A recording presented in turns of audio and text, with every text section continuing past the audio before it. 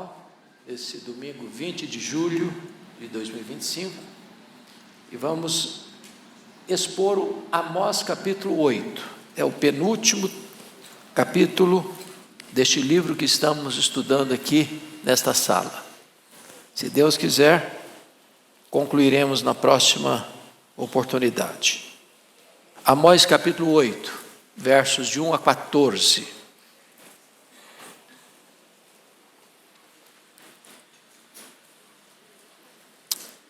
Esse texto diz assim: O Senhor Deus me fez ver isto.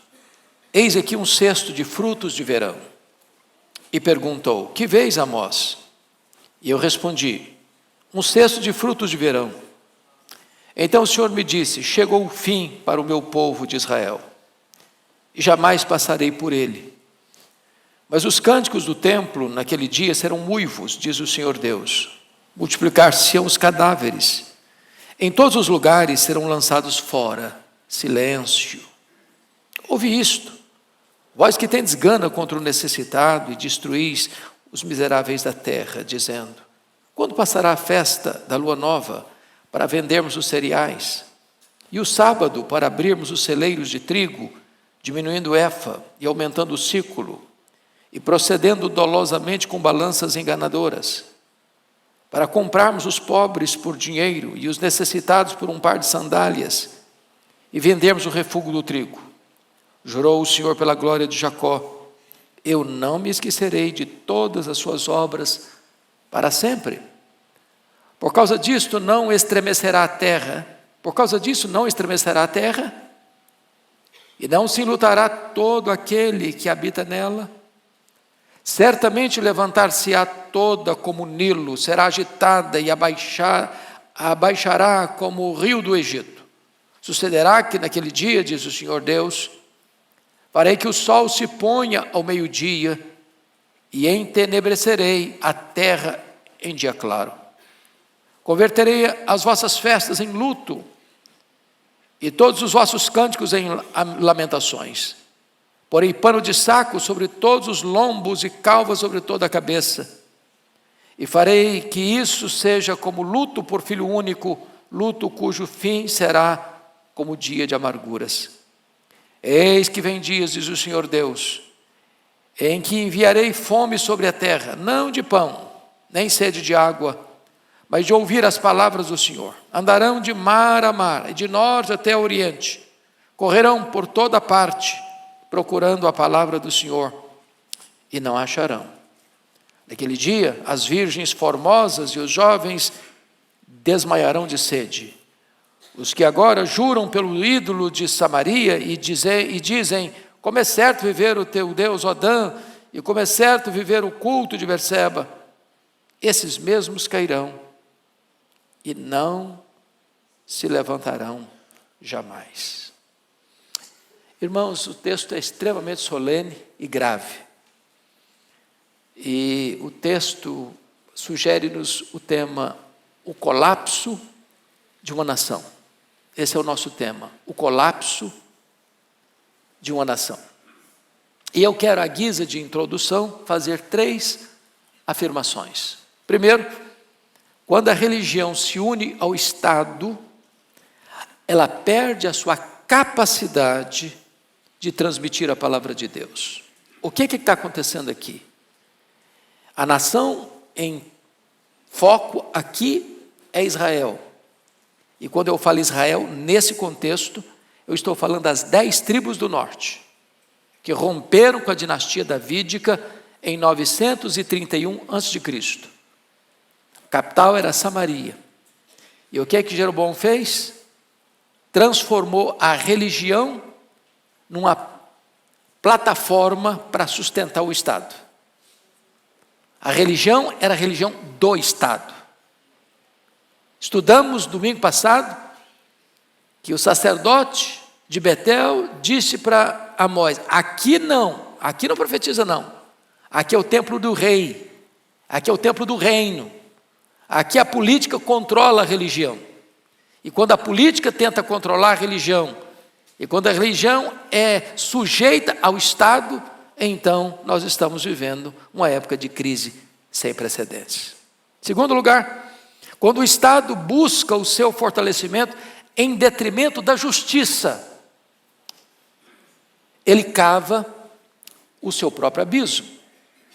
Você vai perceber comigo que o Estado estava mancomunado com estruturas de maldade e de violência e de corrupção para oprimir as pessoas, a ponto dos juízes venderem sentenças, a ponto de nas cortes o justo sair como culpado e o culpado como inocente, conforme o capítulo 2, verso 6.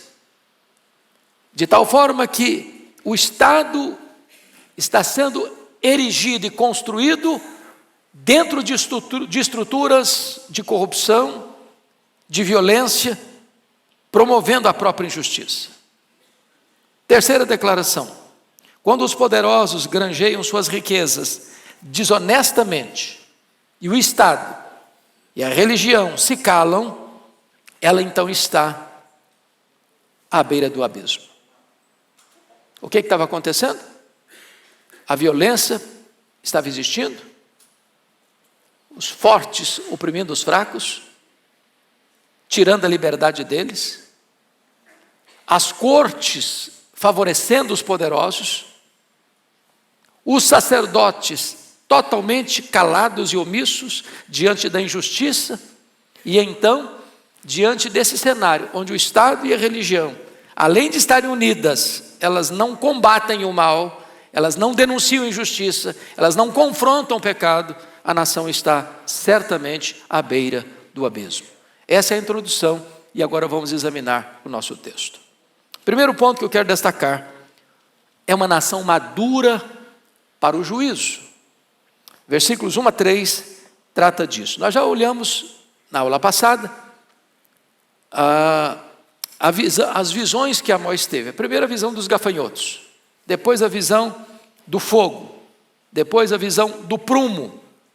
São visões que retratam o juízo de Deus sobre a nação. Agora, uma quarta visão nós vamos ver, é a visão dos cestos de frutos de verão.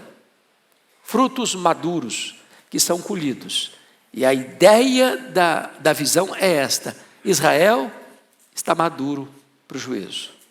Chegou a hora de Deus acertar as contas com o seu povo. Esse é o ponto que vai ser aqui destacado, a iminência do juízo. Então, vamos a alguns aspectos aqui. Primeiro, Deus mostra uma descrição simbólica da iminência do juízo. Versículo 1, a igreja lendo comigo. Toda a igreja comigo. O Senhor Deus me fez ver isto. Eis aqui um cesto de frutos de verão. Então, o fruto de verão, ele está maduro, ele já foi colhido, ele já está no cesto.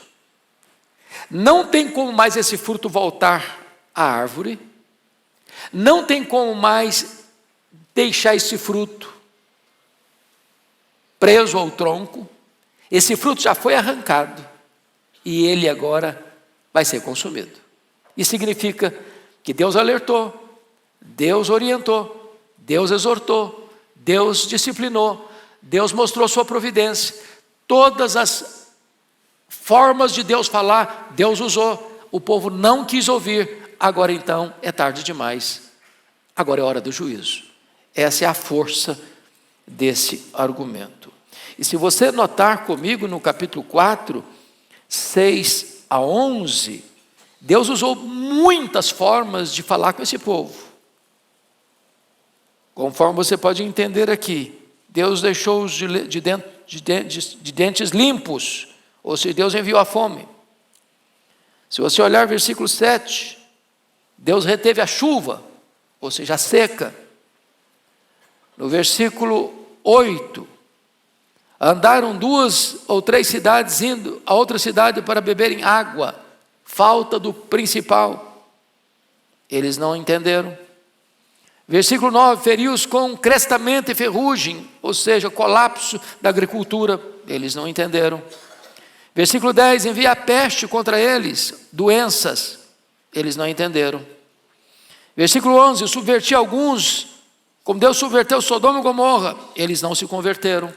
Então, A Bíblia diz que Deus fala muitas vezes ao homem, quando ele endurece a sua cerviz, ele não se arrepende, ele é quebrado repentinamente, sem que haja cura. E é isso que está acontecendo aqui com Israel. Segundo aspecto, Deus mostra que aqueles que tapam os ouvidos à sua voz, fecham a porta da graça com as suas próprias mãos. Vamos ao versículo 2, por favor. Bota na tela. Vamos juntos? E perguntou: que vês, Amós? E eu respondi: um cesto de frutos de verão. Então o Senhor Deus me disse: chegou o fim para o meu povo de Israel, jamais passarei por ele. Então preste atenção nisso. Deus estabelece um ponto em que essa fronteira não pode ser cruzada. Aqui, o reino do norte cruzou essa fronteira. E Deus diz: agora não tem mais chance. Agora não tem mais esperança. Agora o juízo vai chegar. E o que era o juízo nesse caso aqui? O exílio. O poderoso império assírio vai tomar Samaria. Vai invadir esse território. Vai dominar esse território.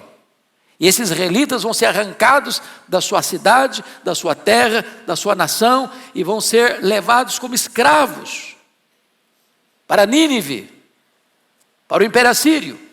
O mesmo aconteceu no Reino do Sul, em virtude dos pecados de Manassés. Deus disse: chegou, não tem mais jeito, não tem como reverter isso mais. Mesmo quando Deus levantou um rei piedoso, Josias, e fez reformas extraordinárias, Deus diz: olha, a reforma foi importante, tudo bem, mas isso não vai suspender o meu juízo. Já está lavrado o juízo. E a nação de Judá, as 2 tribos do sul, também foram levadas pela Babilônia. Esse é o caso aqui. Chega uma hora que Deus diz: basta, chega, não tem mais oportunidade. Vocês cruzaram a fronteira do limite da paciência divina. Terceiro, Deus mostra que oportunidades perdidas podem jamais ser recuperadas. O versículo 2 ainda retrata Deus dizendo assim: chegou o fim para o meu povo, jamais passarei por ele. Ou seja, não tem nada mais perigoso para uma pessoa, para uma família, para uma nação, do que eu dizer: chega, agora eu não estou mais junto. Agora eu vou entregar vocês à consequência dos pecados de vocês. E é isso que está acontecendo aqui com Israel. Deus diz: eu não vou mais passar, eu não vou estar mais presente. Agora preste atenção nisso aqui, preste atenção nisso aqui. Amós está profetizando essas verdades no governo de quem? Quem está governando Samaria nessa época? Jeroboão II. Quem é Jeroboão II? O rei mais importante dos 19 reis que governaram em Samaria. É o período de maior riqueza da nação, de prosperidade da nação, de paz nas fronteiras, de riqueza interna, embora adquirida com violência, com injustiça, com corrupção. Parecia que a palavra dele não fazia sentido. Falei: como? Nós estamos no auge da nossa realidade econômica, e você vem me dizer que chegou o fim? Pois é isso mesmo. A partir da morte de Jeroboão II, as 10 tribos do norte entraram assodadamente numa corrida rumo ao declínio, rumo ao desastre. Quarto, Deus mostra que seu castigo tem consequências trágicas. Que consequências? Versículo 3, põe na tela, por favor. Vamos juntos. Mas os cânticos do templo, naquele dia, serão uivos, diz o Senhor Deus. Multiplicar-se-ão os cadáveres em todos os lugares, serão lançados fora. Silêncio. Preste atenção aqui. Preste atenção aqui. O que é que ele está dizendo? Os cânticos do templo. Que templo é esse? Não é o templo de Jerusalém. Que templo é esse? É o templo de Betel. É o templo de Dan. É o templo de Berseba. É o templo de Gilgal. São templos rivais ao culto verdadeiro.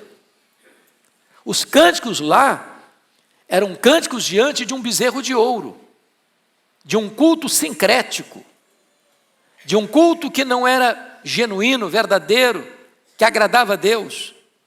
Então, existe uma alegria aqui que não é a alegria de Deus. Existe uma alegria aqui que é a alegria do culto falso. Ou vocês não acham que seitas, heresias, não celebram, não festejam? Sim, festejam, mas não é a alegria de Deus. Essa alegria vai se transformar em uivo. Segundo lugar, a pretensa segurança deles, vejam vocês, multiplicar-se-ão os cadáveres. O que ele está falando? Ele está falando que a Assíria vem. E eu não sei se vocês já leram sobre a Síria, mas era o império mais perverso. Eles entravam numa cidade e eles matavam os homens e empilhavam as cabeças na porta da cidade para dizer o seguinte: ninguém resiste à Síria e escapa. Então, quando a Síria cercou Samaria, foram 3 anos de cerco. As cidades eram muralhadas. Samaria está num monte. Então, o que se fazia? Cercava a cidade, não entrava provisão, não entrava comida, não entrava o que o povo precisava, o povo ia perdendo a capacidade de sobreviver, as pessoas iam adoecendo, as pessoas iam morrendo de fome, as pessoas iam morrendo de doença. E o povo, então, quando não tinha mais qualquer capacidade de resistência, o inimigo entrava, destruía a cidade, matava o povo à espada. E o texto é tão grave que diz que os corpos não serão nem sepultados. Para o povo israelita não tem nada mais infame do que deixar uma pessoa insepulta. É por isso que lá nessas 10 tribos, quando fala de Jezabel, que era a rainha tão violenta e tão truculenta e tão perseguidora dos profetas de Deus, Deus diz: essa mulher não vai nem ser sepultada, os cães vão ser a sua sepultura. E mais, nessa hora vai ser de tanta dor e de tanta angústia, que não adianta fazer discurso de consolação, e a palavra é silêncio. Silêncio, não adianta falar, nada vai trazer refrigério e consolo para esse povo. Então, vejam vocês que esse é o primeiro ponto que nós queremos destacar: uma nação madura para o juízo. Vamos ao segundo ponto agora: uma nação corrompida em seus valores morais. A nação corrompida em seus valores morais é a causa da chegada do juízo. O que o homem semear, isso ele ceifará. Então tem causa e tem consequência. Vimos aqui a consequência, agora vamos ver a causa desse juízo. Em primeiro lugar, veja comigo, versículo 4. A opressão ao pobre significa amar mais a injustiça do que a misericórdia. Leia o 4, toda a igreja comigo. Ouvi isto, vós que tendes gana contra o necessitado e destruís os miseráveis da terra. Agora preste atenção nas 2 palavras dele: gana. Gana. O que é gana? É uma vontade voraz. É alguém que parte para cima do outro com fúria, com determinação de arruinar com a vida dele. E ele usa outra palavra pesada: destruís os miseráveis.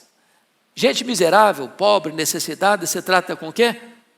Com misericórdia, com socorro, com ajuda. Eles não, eles queriam destruir. Então, o que está acontecendo aqui? Esses crimes horrendos estão sendo praticados. Que crime? Gana contra o necessitado, os miseráveis destruídos. Mas quem é que não vai fazer nada? O rei não faz nada. As cortes, os juízes, em vez de não só não fazer nada, eles fazem parte do processo de destruição, porque eles vendem sentenças.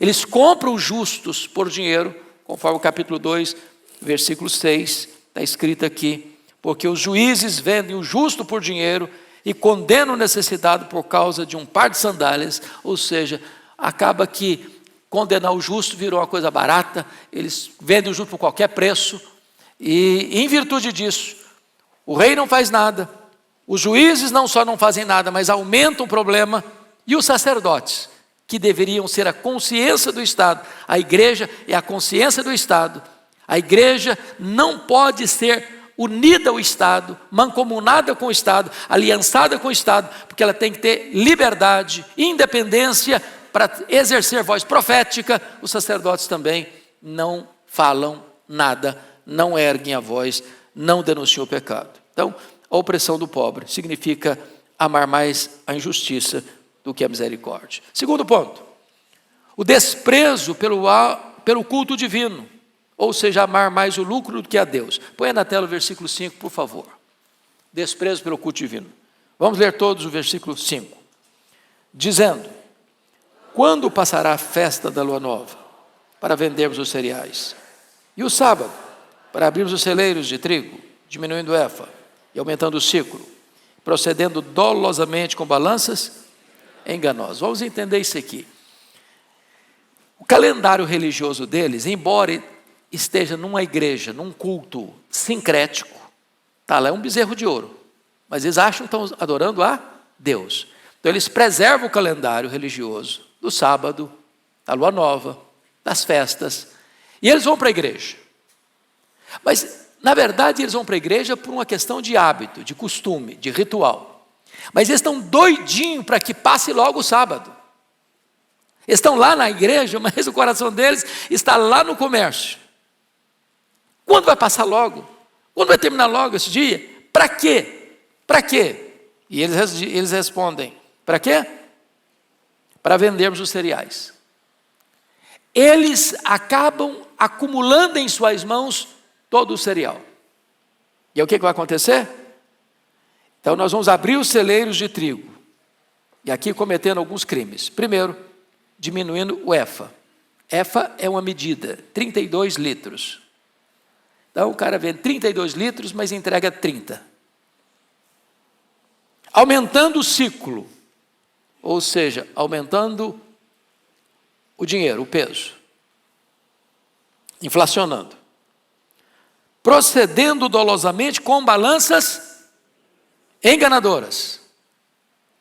Eu não sei se vocês lembram das balanças de 2 pratos, das vendinhas de secos e molhados.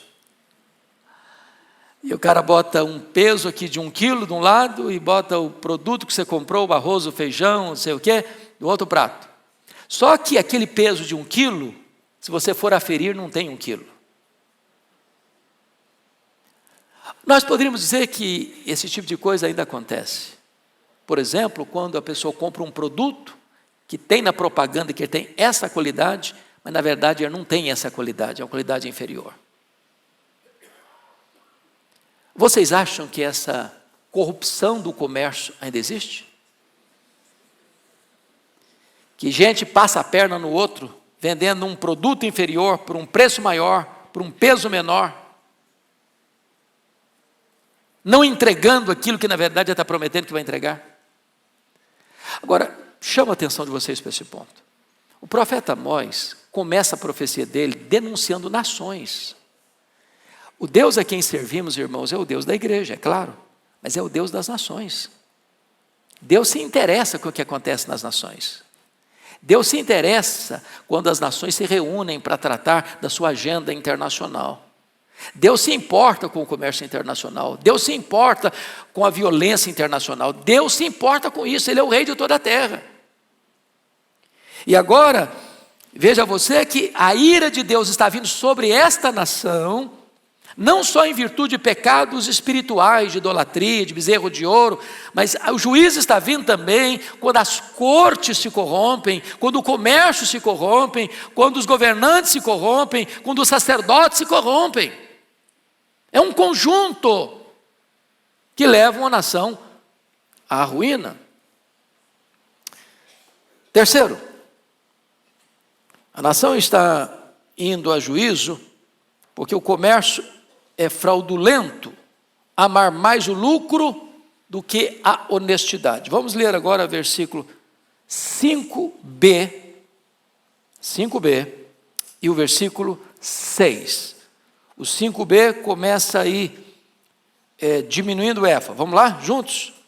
Diminuindo o efa, aumentando o ciclo, procedendo dolosamente com balanças enganadoras, para comprarmos os pobres por dinheiro e os necessitados por um par de sandálias e vendermos o refúgio do trigo. Então preste atenção, por que esses instrumentos de medição do produto são adulterados para dar prejuízo. Qual o propósito deles? Comprar o pobre por dinheiro. E mais, os necessitados por um par de sandália. Para quê? Para vendermos o quê? O refúgio do trigo. O que é o refúgio do trigo? É aquele trigo que é colhido e tem impureza nele. Ele não é de boa qualidade. Eu poderia comparar isso hoje com a questão do café. No Brasil é um país produtor de café. O meu estado do Espírito Santo é o maior produtor de café Conilon do Brasil. E a minha família mexe com café. E eu vejo lá como é que a coisa é processada. Então você tem lá a máquina de pilar. E tem 3 bicas, café pilado. Você tem um café que é o grão bonito, perfeito, sem nenhum problema, bonito. Na segunda bica vem um café que está meio queimado, tem um pouquinho de broca. Na terceira bica vem um café todo quebradiço, que se chama de escolha. E lá atrás, para fora da máquina, a escolha, que é a palha. As pessoas, às vezes, que compram o café, misturam o café bom com o café mais ou menos, com o café ruim, e alguns introduzem até palha, e torra tudo isso, e você consome tudo isso, pensando que está consumindo um produto de boa qualidade. Isso é corrupção, isso é violência. Isso é comércio que ofende a justiça de Deus. E Deus está olhando tudo isso. Lá no passado e aqui no presente. Então, veja que eles cometeram, então, 3 crimes no comércio. Primeiro, na qualidade inferior do produto. Segundo, na elevação do preço. Terceiro, na quantidade menor do produto que entregam. E Deus está lá do céu olhando isso. Diz, eu não aceito isso. Eu não aceito isso. Quarto lugar, tratar as pessoas como coisas. Amar mais a si mesmo do que o próximo. Versículo 6, nós podíamos repetir a leitura. Vamos lá, todos nós. Para comprarmos os pobres por dinheiro e os necessitados por um par de sandálias e vendermos o refúgio do trigo. Meus irmãos, é muito forte isso aqui, porque se você olhar em qualquer sociedade, como era lá em Israel, aqui no Brasil, do ponto de vista de quantidade de gente, os pobres são maioria aqui no Brasil. Concordam comigo? Em torno aí de 60% pelo menos da população. Então, qualquer forma, o que significa o pobre? Ele tem o quê? Menos recurso nas mãos, menos dinheiro para comprar. Em vez de aqueles que detêm o poder facilitarem para que o pobre melhore a sua condição de vida, para que ele compre mais, compre melhor, não. Já que a maioria da população, eu tiro pouco de cada um para me enriquecer.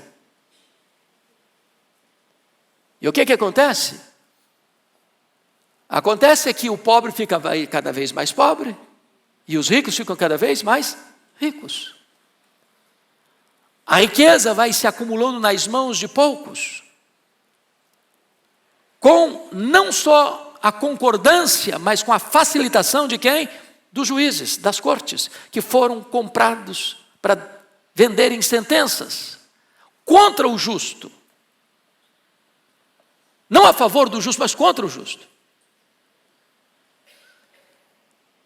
Eu sei que essas coisas só aconteciam lá em Israel, 700 anos antes de Cristo, não acontece mais hoje aqui no Brasil, nem mundo afora. Quando eu leio Amós, a sensação que eu tenho é que eu estou lendo o jornal do dia, periódico da semana. Amós está nas ruas. Oxalá que os nossos líderes dos poderes constituídos pudessem ler Amós, entender Amós. Oxalá que todos nós pudéssemos entender que o Deus de Amós é o nosso Deus, e Ele não tolera injustiça, em qualquer setor da vida, seja na vida pessoal, seja na vida familiar, seja na vida eclesiástica, seja na vida política, seja na vida econômica, seja na vida social, seja nas transações internacionais. Agora preste atenção, a expressão do versículo 6 é muito forte: comprarmos o pobre por dinheiro. Quando você compra uma pessoa, o que é que essa pessoa se torna? Escravo. Escravo. Mas isso aqui não é retórica, não, isso é fato. Lá em Israel era um fato. Se você volta comigo ao capítulo 1, por favor. Volta ao capítulo 1, por favor. Versículo 6. Olha o que os filisteus faziam, a Filistia fazia. Versículo 6. Assim diz o Senhor: por 3 transgressões de Gaza, que é uma cidade da Filisteia, por 4 não sustarei o castigo, porque levaram em cativeiro todo o povo para o entregar em Edom. Ou seja, escravizaram um povo e venderam esse povo como mercadoria, como escravos. Agora veja comigo o que acontecia na Fenícia, versículo 9. Assim diz o Senhor: por 3 transgressões de Tiro e por 4 não sustarei o castigo, porque entregaram todos os cativos de Edom e não se lembraram da aliança de irmãos. Ou seja, os de lá entregavam os inimigos, aqui estão entregando até os irmãos próximos. Mas o que estava acontecendo com Israel? Eles estavam vendendo o pobre. Que pobre? O estrangeiro? Pobre? O inimigo da nação? Não, os seus irmãos. Os seus irmãos. Agora preste atenção, esse time que está comprando o pobre, esses juízes que estão vendendo sentença, esses sacerdotes que dizem: não, aqui é o templo do rei, aqui não vem falar de Bíblia não, aqui é nós que controlamos. Esse povo está todo ele no sábado na igreja.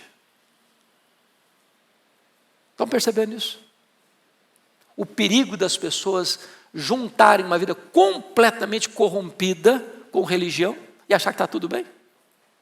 Esse é o problema aqui. Muito bem. Vamos ao terceiro ponto da nossa mensagem. Uma nação sob a condenação do próprio Deus. Primeiramente, o juramento selado anunciando o fim do perdão. Versículo 7. Põe na tela para nós. 8:7. Toda a igreja. Jurou o Senhor pela glória de Jacó: eu não me esquecerei de todas as suas obras para sempre. Meus irmãos, quando Deus jura, Ele está empenhando a sua palavra, que não pode falhar. O que Ele falou vai o quê? Acontecer. Dê uma olhadinha no capítulo 4, verso 2 comigo. Jurou o Senhor Deus pela sua santidade, que dias estão para vir sobre vós, em que vos levarão como anzóis e os vossos restantes como fisga de pesca. Olha o 6:8 comigo. Jurou o Senhor Deus por si mesmo, o Senhor Deus dos exércitos, e disse: abomino a soberba de Jacó, odeio os seus castelos e abandonarei a cidade e tudo que nela há. Agora veja o 8:7 que nós acabamos de ler. Jurou o Senhor pela glória de Jacó: eu não me esquecerei de todas as suas obras. Ou seja, Deus está olhando, Deus está vendo. Nem sempre Deus pune o pecado na hora que ele é cometido. Mas Deus não deixa de olhar. E chega uma hora que ele disse: eu juro que o juízo vai chegar. E chega. Segundo, A hediondez do castigo descrito, versículo 8, põe na tela, por favor. Vamos juntos. Por causa disto, não estremecerá a terra, e não se enlutará todo aquele que habita nela. Certamente levantar-se-á toda como Nilo, será agitada e abaixará como o rio Nilo.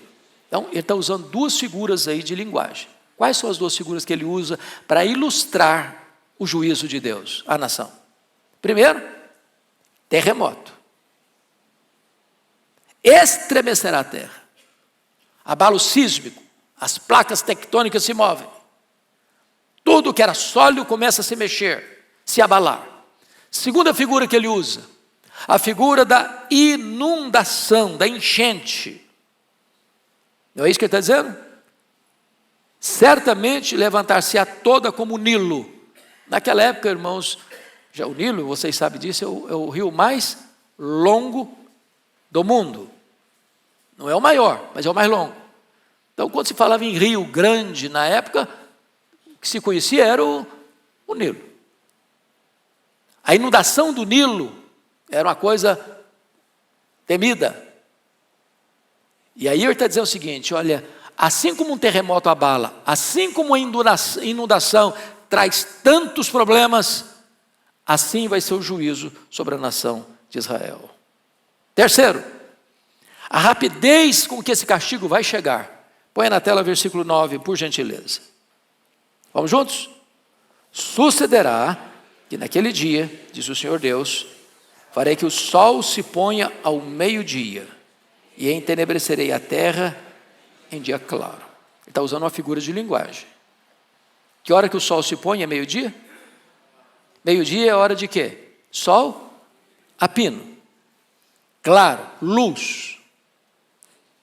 Mas quando aquele dia chegar, de que dia que ele está falando? É o dia do juízo. E o que representa esse dia do juízo para Israel? O cerco da Síria e a tomada de Samaria. E todo o povo sendo levado o quê? Para o exílio, para o cativeiro. Vai ser tão rápido, como se Deus estivesse antecipando a duração do dia. E o dia encerra ao meio-dia. Escuridão total. É a rapidez com que esse juízo virá inescapavelmente, sem possibilitar rota de fuga. Porque meio-dia está escuro. Quarto lugar, as consequências inevitáveis do castigo divino, versículo 10, ponha na tela. As consequências inevitáveis, toda a igreja comigo. Converterei as vossas festas em luto, e todos os vossos cânticos e lamentações. Porei pano de saco sobre todos os lombos e calvas sobre toda a cabeça. E farei que isso seja como luto por filho único, luto cujo fim será como dia de amargura. Então chama atenção para algumas coisas. Primeiro, Deus é o agente deste castigo. Eu converterei. Então, notinha de rodapé muito importante. Os historiadores dizem que o Império Romano só caiu nas mãos dos bárbaros porque já estava o quê? Podre por dentro. As 10 tribos do norte só caíram nas mãos da Síria, não é porque a Síria era tão poderoso império. Era mesmo, mas não foi por isso. Foi Deus quem entregou. Judá, em 586, só caiu nas mãos da Babilônia, não foi porque a Babilônia tinha tanto poder, tinha sim, mas não caiu por isso. Caiu por quê? Porque Deus entregou Judá nas mãos da Babilônia. Em outras palavras, a Bíblia diz em Oséias, pelos teus pecados estás caído. O pecado é o opróbrio das nações. Nenhuma nação permanece de pé se ela se corrompe internamente. Vou repetir isso. Nenhuma nação permanece de pé se ela se corrompe internamente. Isso é um alerta para o Brasil. Isso é um alerta para o mundo. E é claro que isso não se aplica apenas a nações, isso se aplica a mim, a você, a nós.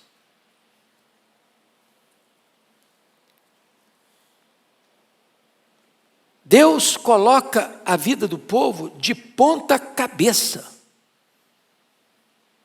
Vejam vocês que pôr pano de saco, isso é uma figura bíblica que não é um costume, não é um hábito, não é uma cultura ocidental. Mas quando uma pessoa se vestia de pano de saco, na época, quando acontecia o quê? Uma calamidade, uma guerra, um infortúnio, um luto dramático. As pessoas punham esse pano de saco para exteriorizar e externar o luto interno, a dor interna, o sofrimento interno, a humilhação interna. Quando Deus diz que vai colocar calva sobre toda a cabeça, nenhum problema contra os irmãos que têm pouco cabelo. Dizem que só os inteligentes são calvos, mentes brilhantes. Mas o caso aqui é de humilhação. Lembram quando Eliseu tinha acabado de curar as águas amargas de Jericó? E passando por outra região, um bando de jovens zombaram dele. Sobe calvo, sobe calvo, sobe calvo. E Eliseu, aplicando a justiça divina àqueles meninos perturbadores, ursas saíram e devoraram os meninos. Por calva, era mais do que rapar o cabelo com máquina zero. Era um juízo de Deus gravíssimo sobre aquele povo. Agora, a dor disso é tão grande que não pode existir na linguagem humana um sofrimento maior. Vai ser como a dor de luto por filho único. Eu acho que todos nós, pais e mães que estamos nesse auditório, avós que estão nesse auditório, não podemos nem imaginar, nem imaginar o que é a dor de um pai, de uma mãe, enterrar filho único. O Senhor Deus está dizendo que esse momento vai ser tão doloroso, que vai ser a mesma coisa, com o mesmo sentimento, com a mesma dor, com o mesmo sofrimento de um pai e de uma mãe que estão enterrando o seu único filho. E ainda mais, uma dor que não vai ter consolo, luto cujo fim será dia de amarguras, ou seja, não espere melhorar essa dor, não espere que o tempo possa curar ou cicatrizar algumas dessas feridas. A situação é irremediável.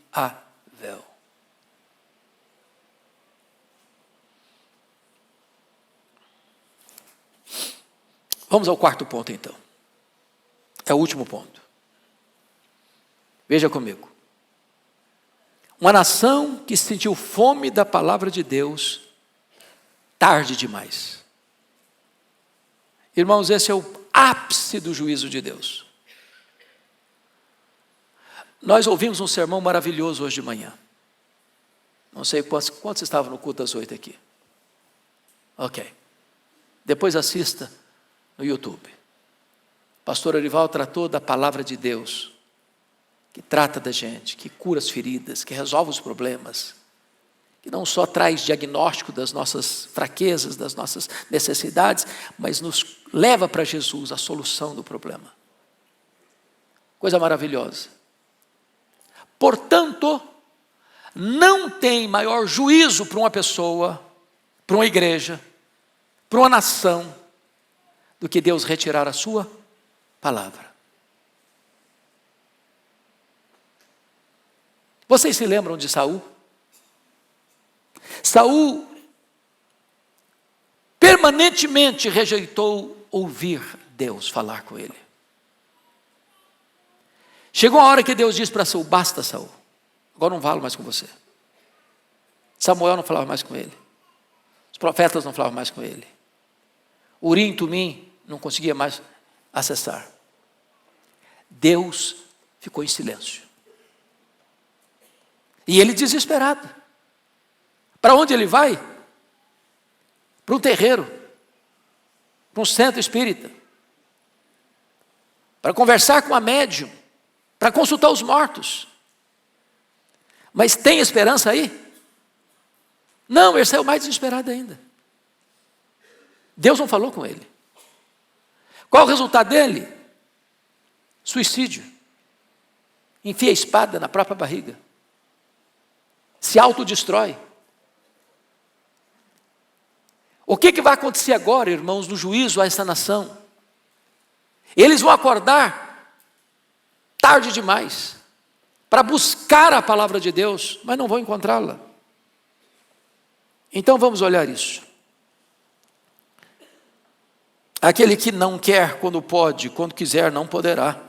E aqui temos um primeiro ponto. Devemos buscar o Senhor enquanto Ele está perto. Versos 11 e 12, vamos ler juntos, todos os dois versículos. Vamos lá?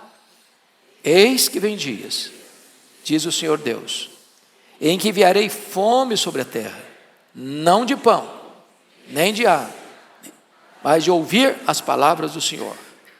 Andarão de mar a mar, e do norte até o oriente, correrão por toda parte, procurando a palavra do Senhor, e não a acharão. Preste muita atenção nisso aqui. Agora, eles estão perto, mas eles não querem ouvir. Amós está profetizando, conforme o capítulo 7, que nós lemos, versículo 12 e 13. Então Amazias disse a Amós: vai-te, ó vidente, foge para a terra de Judá, ali como teu pão e ali profetiza, mas em Betel daqui por diante já não profetizarás, porque é o santuário do rei e o templo do reino. Aqui não vem falar de pecado, estamos muito bem, sem ficar com esse negócio de denunciar pecado, queremos continuar nossa vida do jeito que ela está, aqui não. A hora que eles querem procurar a palavra já foi embora, não tem mais chance. Segundo, o desprezo da palavra de Deus leva a profunda insatisfação até com as coisas mais vitais da vida. Estão com fome. Não é de pão que compra na padaria. É isso que está aqui. Enviarei fome sobre a terra, não de pão, nem sede de água. Agora, pão e água, irmãos, são os alimentos básicos, a necessidade básica. Aquilo que você e eu precisamos para quê? Para sobreviver. Chega uma hora em que ouvir a palavra de Deus era mais importante do que sobreviver.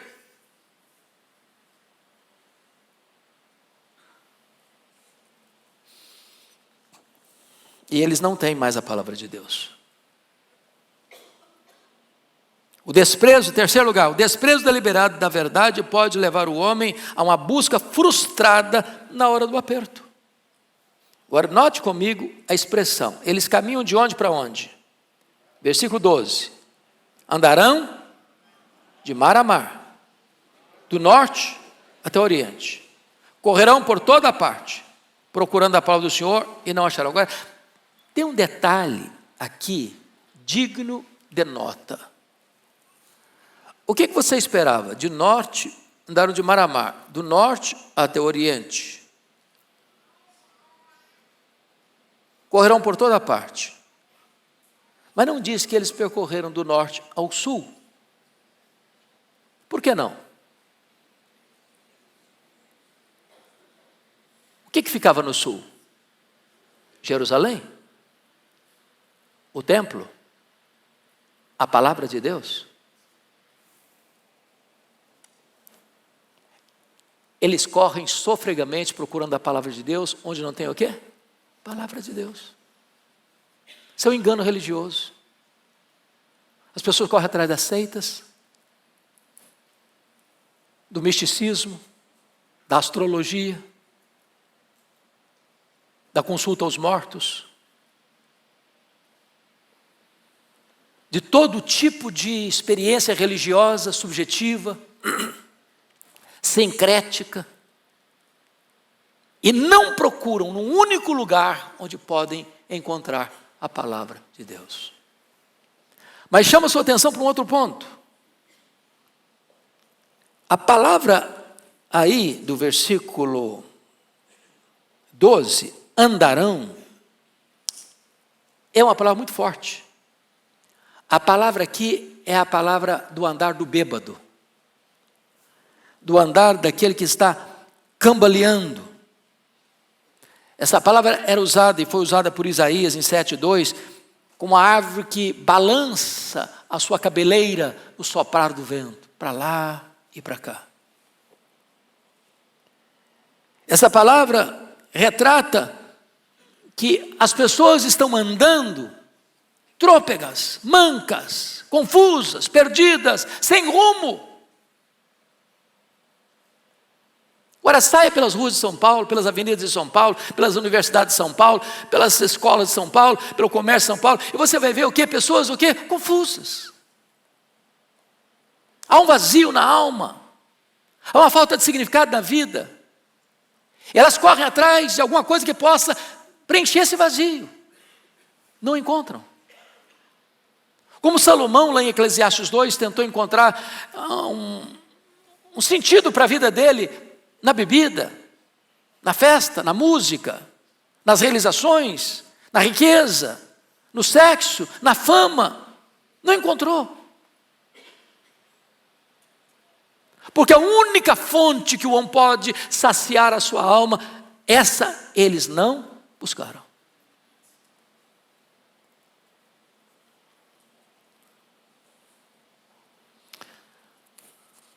Muito bem.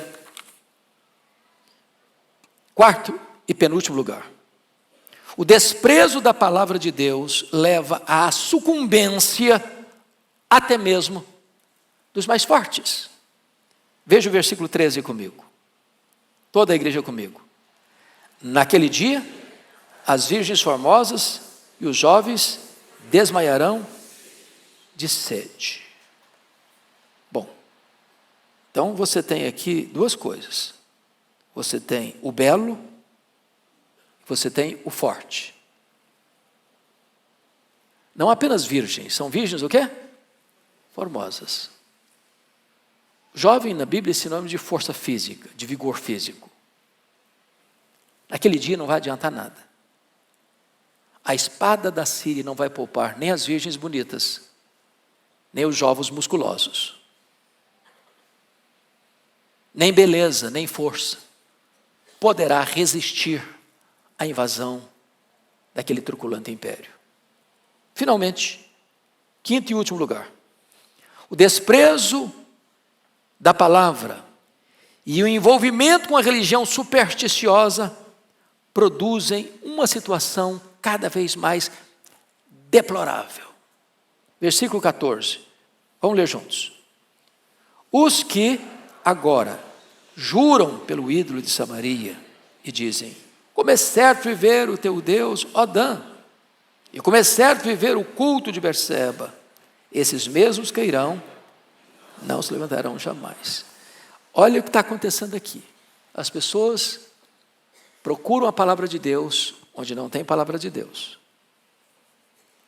Correm de mar a mar, do norte ao leste, cambaleando. Nada. Para onde elas se voltam? No desespero delas? Para os mesmos cultos sincréticos, idólatras, que viveram desde o começo da nação com Jeroboão I em 931. Essa nação está há quase 200 anos no mesmo caminho de rebeldia, de desobediência, de idolatria, de apostasia religiosa. Para onde se voltam? Para os seus ídolos. Quem é o ídolo de Samaria aqui? Samaria é a capital. Qual que era o ídolo deles? Bezerro de ouro.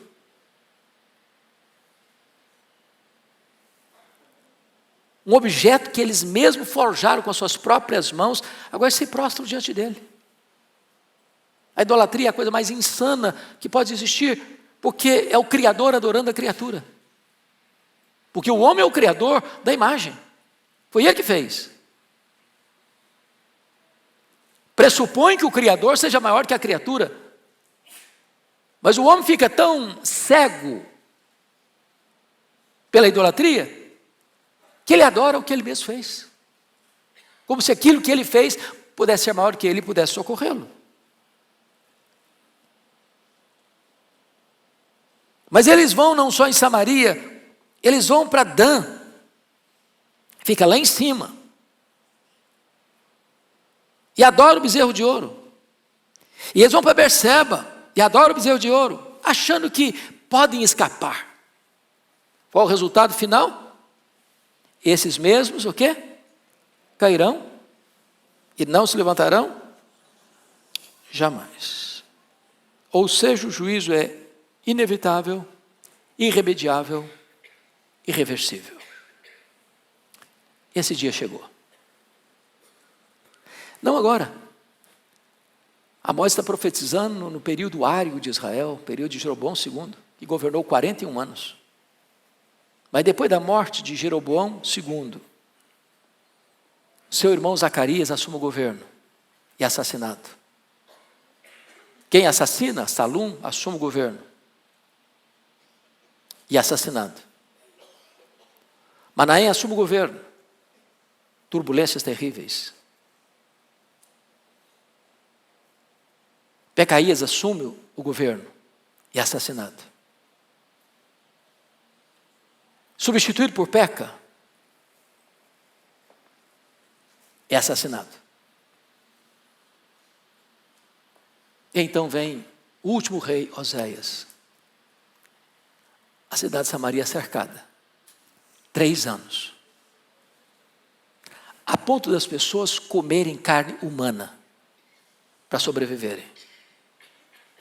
E quando já não tinha mais nenhuma resistência, o Império Assírio entrou em Samaria, destruiu a cidade e levou o povo cativo.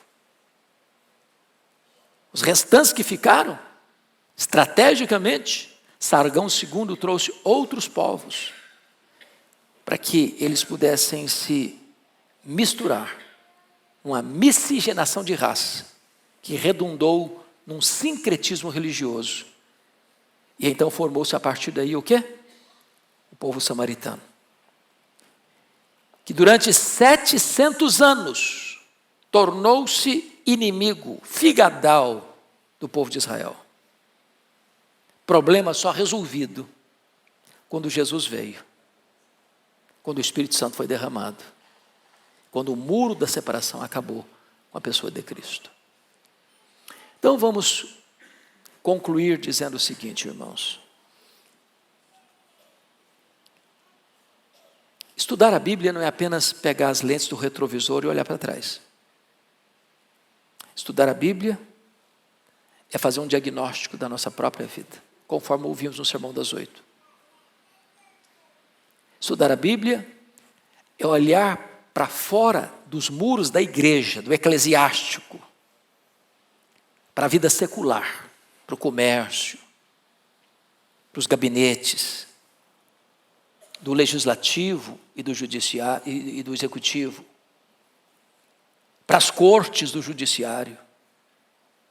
Estudar a Bíblia é olhar para as transações internacionais e saber que Deus está no trono, que Ele tudo vê, que Ele tudo sabe, que Ele a todo sonda e que Ele não suporta a prática da injustiça. Mais hoje ou mais amanhã, aqueles que querem continuar nessa prática terão que encarar o juiz de vivos e de mortos e prestar conta da sua própria vida. Que isso nos leve, primeiramente, a um senso de gratidão, porque o seu Deus é justo. Eu não sei quanto a você, mas de vez em quando o coração fica desesperado no peito, de ver tudo que está acontecendo. E aí você lá por dentro diz, calma, Deus está no trono, Ele está vendo e Ele é justo. Mas isso também deve nos levar a olhar para dentro de nós mesmos e dizer, Deus tem misericórdia de mim. Tem misericórdia de mim. Não me permita, ó Deus, entrar por esta mesma trilha escorregadia. Agarre-se na palavra. Agarre-se em Jesus. E nós caminharemos debaixo do sangue do Cordeiro, com segurança para aquele grande dia, porque os nossos pecados já foram perdoados. E nós já fomos declarados justos diante do justo tribunal de Deus, por causa da justiça do justo, Cristo Jesus, imputada a nós. Deus nos abençoe. Vamos ficar em pé.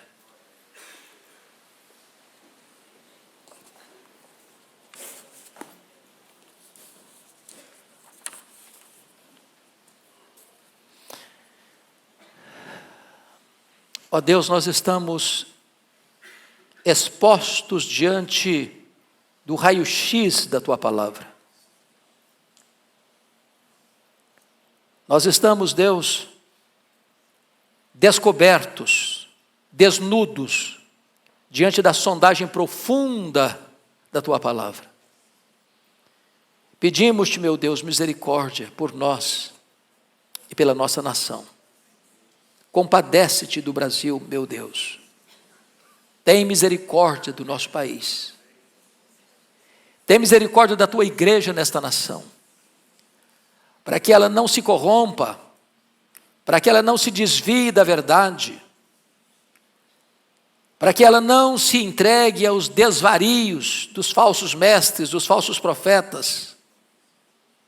Por amor do Teu nome, ajuda-nos a sermos uma igreja íntegra, bíblica, piedosa, como um luzeiro a brilhar neste mundo de tanta escuridão.